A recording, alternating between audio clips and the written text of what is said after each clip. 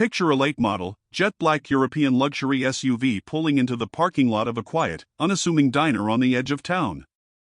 The paint is flawless, the rims are oversized, and the driver steps out wearing a crisp, brand-new designer tracksuit with a visible logo plastered across the chest. They sit down at a booth, radiating the intense energy of someone who desperately needs to be noticed. Now, look at the booth right next to them. There is a person sitting alone, wearing a faded, 10-year-old cotton t-shirt, beat-up running shoes, and an unmarked canvas jacket. They arrived in a 15-year-old Japanese sedan with a dent in the passenger door. If you had to place a bet right now on who has a higher net worth, who would you choose? Have you already formed a definitive opinion based purely on what your eyes are telling you? Most people instinctively bet on the tracksuit. They are completely wrong. The person in the faded t-shirt is the one who likely has millions sitting quietly in Vanguard index funds and private equity, while the driver of the luxury SUV is drowning in high-interest debt, exactly 2 missed paychecks away from total financial collapse. What you are witnessing is a hidden, systemic pattern of behavioral economics that shapes our world every single day. True wealth is entirely invisible. It is the money that hasn't been spent on depreciating assets, the luxury items that were never bought, and the unboxing videos that were never filmed because the owner has absolutely nothing to prove to strangers online. Before we dive into the data, do me a quick favor. If you're tired of the mainstream financial noise and want clear, unhyped insights on building real, invisible wealth, hit the subscribe button for Begin Success. I'm glad you're here at the table. Let's get back to it. Today, I'm going to prove to you exactly how the mechanics of real wealth operate, using concrete wealth data, peer-reviewed behavioral research, and a repeatable framework you can implement immediately. But before we look at the numbers, I want to clear something up. If you are sitting there right now feeling stuck, anxious, or behind because you don't match the flashy financial images plastered across your screen, let that weight go right now. This video isn't here to shame you, make you feel guilty, or tell you to live a life of miserable deprivation. You don't need a perfect plan, and you don't need anyone's permission to rewrite your financial story. We are simply going to make one invisible trade-off entirely visible, the choice between looking rich right now, and actually being rich for the rest of your life. Make sure you stay with me until the very end of this breakdown.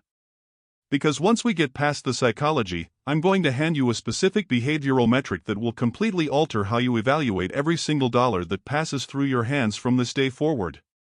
You can start exactly where you are today, messy and unprepared. Let's look at how the game is actually won. Let's look at the baseline reality of how the modern economy operates. According to a comprehensive national study conducted by the Federal Reserve, nearly 40% of American households could not cover an unexpected $400 emergency expense using cash or its equivalent. This is not a fringe issue, and it is not safely confined to low-income brackets. Data from the Global Wealth Report reveals a much more revealing truth: lifestyle inflation cuts aggressively across every single tier of income. In fact, separate data tracking high-earning households shows that roughly 25% of families pulling in over $150,000 a year are living entirely paycheck to paycheck. So, where is that money actually disappearing? It isn't going toward basic survival. Retail sector analytics show that the vast majority of this bleeding occurs in 2 specific categories: heavily financed, depreciating luxury vehicles and massive, oversized housing commitments designed primarily to signal status to peers. But here is the single most alarming statistic you need to internalize today: a stunning 68% of all luxury vehicle purchases are financed through high-interest, long-term dealership debt. The people driving them do not own them, they are merely renting an identity from a bank. If you have fallen into this trap before, understand that this is not a character flaw. You are not stupid, and you are not weak. This is basic human neurology and evolutionary survival mechanism at work. For thousands of years, our ancestors relied entirely on immediate social status within a small tribe to secure resources, protection, and mating rights. Rejection or low status meant literal death. Your brain is wired to avoid that feeling at all costs. Today, that ancient tribal survival trigger is constantly exploited by predatory social media algorithms and hyper-targeted advertising networks. You are being targeted by digital systems engineered by teams of behavioral psychologists to keep you in a state of constant dissatisfaction. This behavioral mechanism is thoroughly documented by pioneering researchers like Dr. Tim Kaiser, whose peer-reviewed studies on materialism consistently prove that when individuals experience deep-seated emotional or financial insecurity, they instinctively try to cope by acquiring more material status symbols. The system knows your anxiety is highly profitable. You are simply reacting to a highly optimized trigger, but you have the power to step out of the loop right now. To break this loop, you have to understand the exact behavioral economics trap you are walking into. It is a psychological mechanism known as hedonic adaptation, a concept originally coined by researchers Brickman and Campbell. Think back to the last major purchase you made: the new phone, the upgraded car, the designer jacket. Remember that initial spike of pure dopamine? It felt like an achievement. But notice how quickly that high began to fade. Within days, or perhaps a few weeks, that extraordinary item simply became the new, invisible baseline. The novelty evaporated, leaving you right back where you started, looking for the next purchase to trigger the exact same feeling. Now look at the real mathematical asymmetry of that choice. The emotional high has a radically short timeline, it lasts for hours or days. But the financial commitment carries a long, brutal timeline. You are trading 5, 6, or 7 years of your monthly labor to finance a feeling that didn't even survive the month. You are left keeping up a lifestyle that serves a ghost. Real wealth begins the moment you refuse to buy in fleeting emotion with your permanent freedom. Let's look at the actual math, because numbers do not care about feelings. Take a common flagship status purchase, a financed entry-level luxury sedan with a headline purchase price of $55,000. Most people look at that number and think that is what the car costs. They are wrong.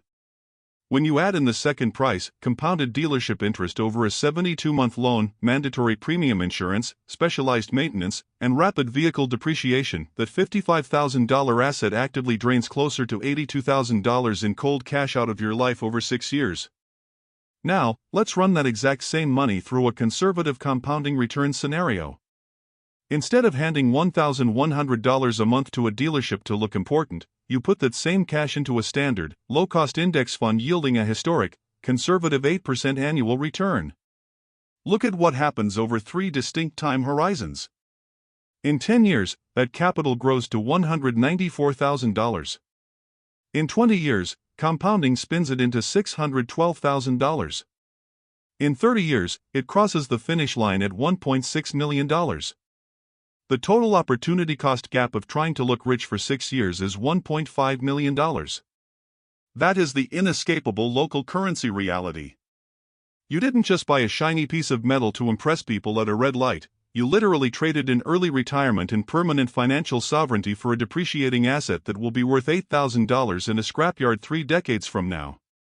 The bleeding never stops at a single flagship purchase. You have to understand how these choices trigger a cascade of secondary costs. This is driven by 2 powerful economic principles. The first is the concept of a Veblen good, an economic anomaly where the demand for an item actually increases as its price goes up, simply because its high cost makes it a more exclusive status symbol. You aren't buying utility, you are buying an expensive wall to keep others out.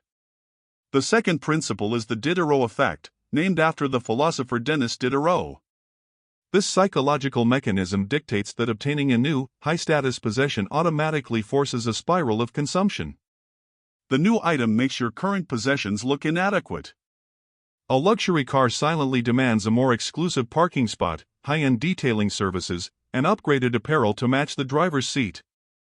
To ground this in local reality, look closely at our modern credit scoring and digital lending networks. They are explicitly designed to maximize these hidden multipliers.